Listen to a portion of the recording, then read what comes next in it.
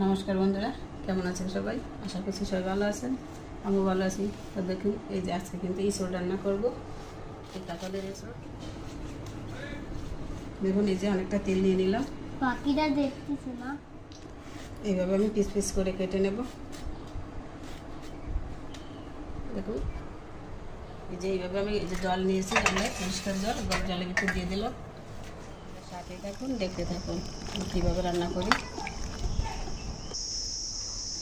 তো বন্ধুরা, চলে আসলাম কিন্তু রান্নার কাছে। সব কিছু কিন্তু গোছানো হয়ে গেল।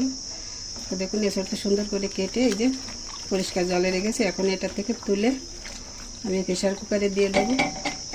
হালকা একটু ভাপ দিয়ে নেব, তাহলে রান্নাটা খুব তাড়াতাড়ি হয়ে যাবে। তো বন্ধুরা, এসবটা এই যে তুলে নিলাম, প্রেশার কুকারে দিয়ে নিলাম।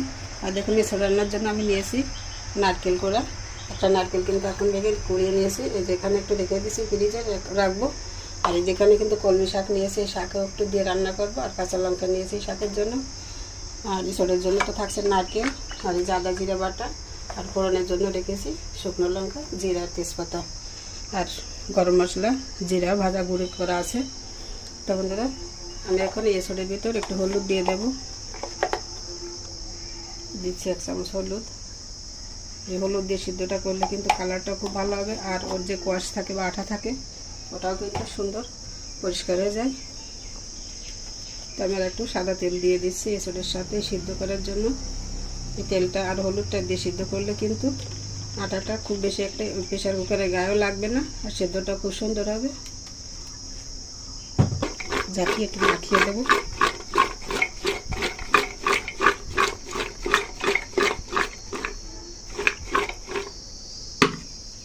দিচ্ছি সামান্য একটু জল।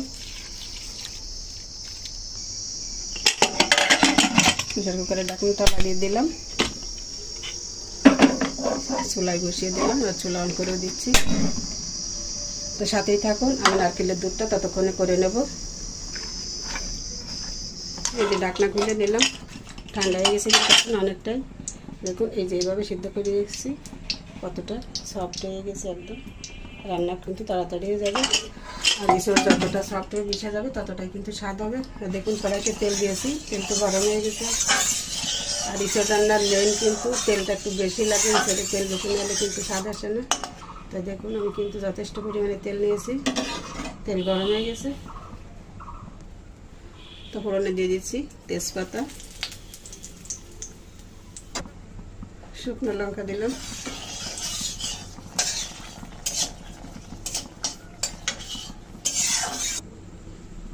দিচ্ছি জিরা ফোড়নে,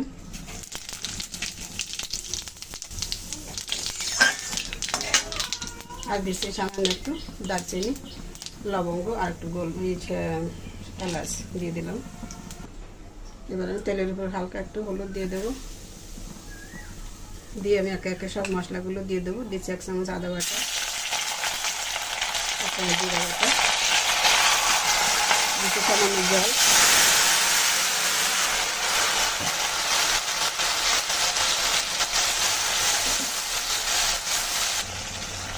লঙ্কা গুঁড়ো দিচ্ছি 1 চামচ,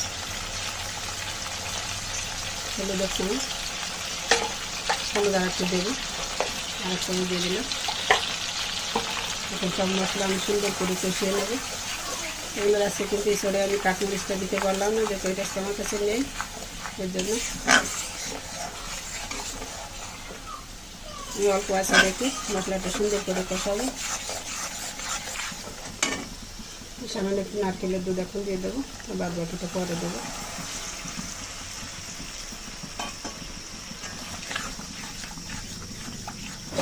ভালো করে কষিয়ে নেব তেল উঠে আসা পর্যন্ত।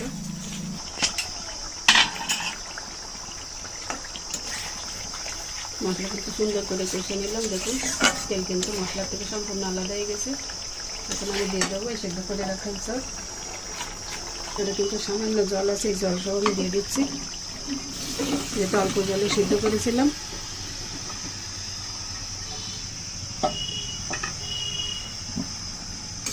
মশলার সাথে ইঁচড়গুলোকে সুন্দর করে কষিয়ে নেব। মশলার সাথে কিন্তু ইঁচড় সুন্দর করে কষানো হয়ে গেলে দেখুন, মশলার থেকে ইঁচড়টাই কিন্তু তেল ছেড়ে দিয়েছে, ধরে তেল উঠে আসছে। এখন আমি বাকি এই যে নারকেলের দুধটুকু দিয়ে দেবো।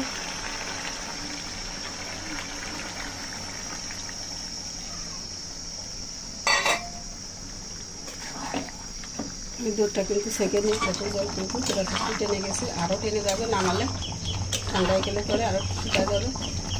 আমি এখন দিয়ে দিচ্ছি জিরার গুঁড়া ভাজা, আর দিচ্ছি গরম মশলা 1 চামচ, ভালো করে মিশিয়ে নেব। সুন্দর করে মিশিয়ে নিলাম, আমি এখন নামিয়ে নেব। চুলা বন্ধ করে দিলাম, আমি এখন তুলে নিচ্ছি সব গামলায়।